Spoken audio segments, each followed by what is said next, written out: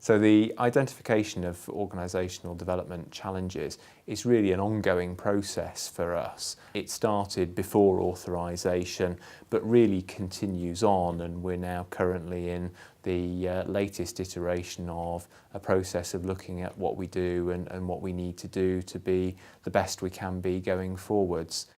I think diagnosing needs is a really interesting topic to cover. I think my first point would be that it's a never-ending task and that you need to constantly go back and reflect on where you are now and how the system around you has changed, and therefore what you need to do as a result of that. I think early on, prior to authorisation, we did the usual self-assessment series of tools that were handed down to us from the NHS England Department of Health. But I think we took a lot of time as a governing body in terms of reflecting on what we thought we were good at and what we thought we were bad at. We were lucky in that the PCT handed over to us a good group of staff, and they moved over in July 2011. So we were able to get going well before authorisation. Now, we worked with the staff team really closely to get them to help us design what the structure might look like, so they felt that they belonged in it and had some influence over how it might be shaped and what our skill gaps were.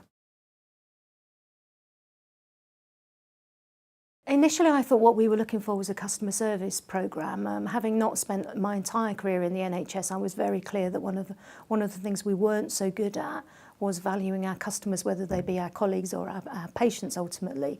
So having started to work with a couple of consultants to pull that programme together, it became really clear that actually we needed to do quite a lot of work to get people ready to have those discussions. So it grew into a leadership development programme for the staff.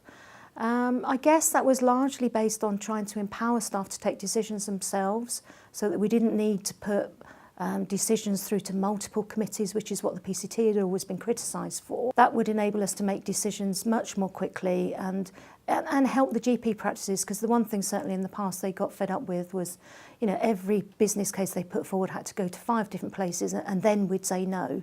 So why had we wasted all of their time? So we were really keen that that didn't happen in the new organisation. In terms of developing the OD interventions, we've done a lot of varied work. We did a lot of work around our values, and I'm sure some of the others you're interviewing will talk about that.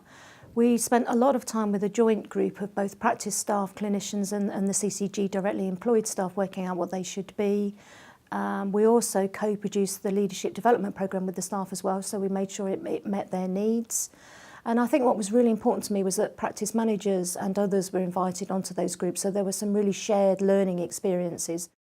We started off pre-authorisation with a workshop with our member practices, and one of the things we developed with them was a word cloud which looked at all the issues that were important to them in terms of the way their CCG worked and did business both with them and with key stakeholders. We also did some workshops with those key stakeholders looking at, again, how they would like us to work. And the output from all of those formed the word cloud and some of the other information that we presented for authorisation. Post-authorisation, that was quite a significant body of work, and we felt really that needed to be made much more simple, and hence the evolution of the values. The programme consisted of five modules and took place over a period of 10 months. We had 3 cohorts altogether for the CCG, 45 people in total, of which around 20 were practice managers, so there was a really good mix of practice staff and also CCG staff, senior managers. I think beyond that, we've done quite a lot of leadership development work with our governing body. We have a development session every other month with them where we don't do committee business, we just run it as a development session.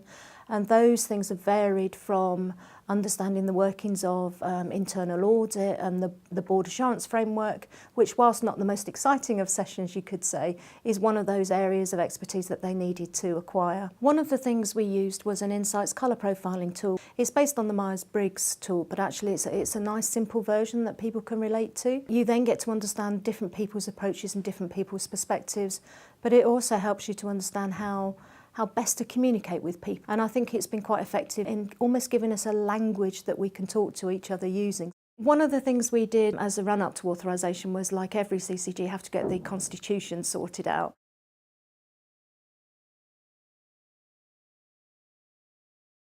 It's values in action, and I've worked in a number of organisations which have had values but they've stayed in the handbook, whereas here it was in practice. The colour profiling module which we undertook prior to taking on the leadership programme was hugely beneficial, and I can definitely think of examples where I applied that new knowledge in my working environment. The word cloud that the organisation has is all over the organisation. It's not just a document, it's on everybody's wall, it's on everybody's screensavers, it's on all the doors in the organisation. And it's not something that's just a document, it's something that everybody abides to and everybody works to. It's part of the organisation now. This is, as I've said before, an iterative process. It's ongoing, and whilst I don't think we can lay claim to any particularly fantastic sense of a quantitative assessment of this, there is a constant qualitative assessment of reviewing our progress and how we need to change as a result.